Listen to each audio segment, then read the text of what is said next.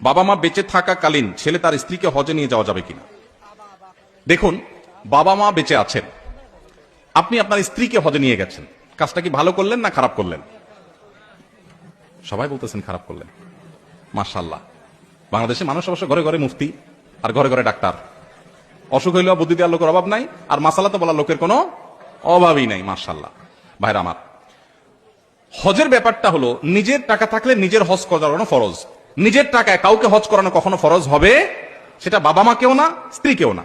এখন যদি নফল হজ করানোর ব্যাপার আসে, প্রসঙ্গ আসে, অবশ্যই আপনাকে আল্লাহ টাকা দিয়েছেন একজনকে নফল হজ করানোর, তো আপনি কাকে প্রায়োরিটি দিবেন? তার উত্তর হলো অবশ্যই আপনি স্ত্রীর উপরে বাবা মাকে প্রায়োরিটি দিবেন। তাহলে উত্তরটা একটু ক্লিয়ার করে বলতে হবে। আপনার নিজের উপরে যদি হজ ফরজ হয় তাহলে আগে নিজের হজ করতে হবে। আমাদের দেশে বউয়েরই হজ করানো তো বোধ পরের কথা। অনেক ছেলে বাপ মারে হজ করানোর আগে নিজে হজ করলে গ্রামের মানুষ সমালোচনা করে, কত খারাপ ছেলে, বাপ মারে হজ না করে নিজে হজ করছে। এই সমালোচনা কি যৌক্তিক না অযৌক্তিক? কেন অযৌক্তিক? কারণ হজ যার টাকা থাকে তার উপরে ফরজ হয়। ছেলের টাকা হয়েছে ছেলের উপরে ফরজ, বাপ মার টাকা নেই তাদের উপরে ফরজ না।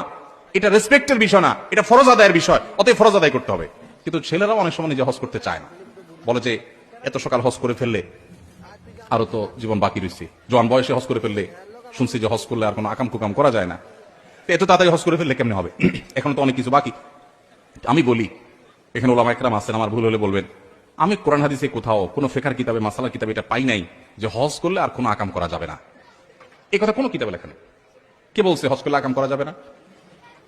আকাম হজ করলেও করা যাবে না, হজ না করলেও করা যাবে না, ওইটার সাথে হজের কোনো সম্পর্ক নাই। আমাদের দেশ থেকে সব বুড়া মানুষ হজ করতে চায় আর সব হারাহারি করে, এদিকে হারায় ওইদিকে যায়। আপনি ইন্দোনেশিয়ান, মালয়েশিয়ান, অন্যান্য দেশ থেকে সব ইয়াং বয়সে হজ করতে চায়, ওরা হারায় না। আমাদের দেশে সব হারায়। মিনাতে অনেক বছর আগের কথা, মানে 10-12 বছর আগের কথা, এক হাজি সাহেব দেখি যে শুয়ে আছে। তখন এখনকার মতো এত সুশৃঙ্খল ছিল না, পুলিশের এত অ্যাক্টিভিটিস ছিল না।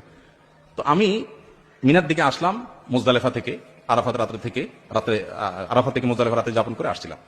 তো ওই মুরব্বীকে দেখলাম যে একা একা শুয়ে আছে, সবাই ওইদিকে যাচ্ছে। মুরব্বীর শোয়ার স্টাইল বলতেছে উনি গত 1-2 দিন থেকে এই জায়গায় আছেন, মানে লম্বা ঘুম, এবং তার গলায় প্লাগ আছে বাংলাদেশের পতাকা। দেখেছিলাম আমার দেশি মানুষ। বুঝা ভালোর জন্য জিজ্ঞেস করলাম, বাবাজি আপনি কি আরাফাতে যান নাই, মুজদালেফা যান নাই?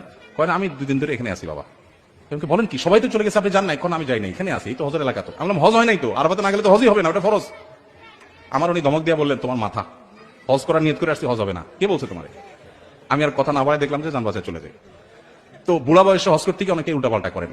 তো জোয়ান বয়সে হজ করবেন, যাদের ফরজ হয়েছে বাবা মাকে নিয়ে করাতে পারলে আলহামদুলিল্লাহ, কিন্তু না করাতে পারলে নিজের হজ করবেন। বাবা মারা মুরব্বীরা যারা আছেন উল্টাপাল্টা বদদোয়া দিবেন না, ভুল বুঝবেন না যে ছেলে নিজে হজ করলো আমারই করানো না। তার উপরে ফরজ হয়েছে সে করবে, তার যদি আল্লাহ টাকা বেশি দেয় তো নিজেও করবে, বাপ মাকেও নিয়ে যাবে, সেটা ভিন্ন কথা। কিন্তু না থাকলে তারটা আগে করতে হবে, যেহেতু তারটা ফরজ হয়েছে, আপনার টাকা নিয়ে আপনার উপর ফরজ না। মেয়েরা বাপের বাড়িতে